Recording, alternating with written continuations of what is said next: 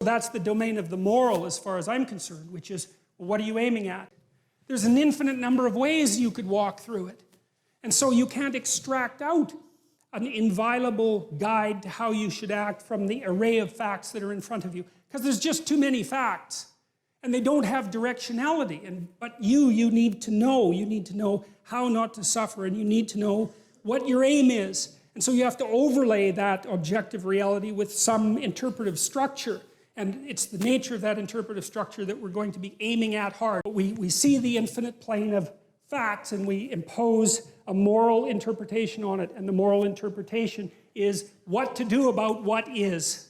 And that's associated both with security, because you just don't need too much complexity, and also with aim. And so we're mobile creatures, right? We need to know where we're going, because all we're ever concerned about, roughly speaking, is where we're going. That's what we need to know. Where are we going? What are we doing? And why? And that's not the same question as what is the world made of objectively. It's a different question. It requires different answers.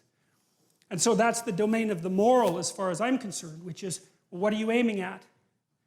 And that's the question of the ultimate ideal in some sense. Even if you have trivial little, fragmentary ideals, there's something trying to emerge out of that that's more coherent and more integrated and more applicable and more practical. But I'm a practical person. And part of the reason that I want to assess these books from a literary and aesthetic and evolutionary perspective is to extract out something of value, something of real value that's practical.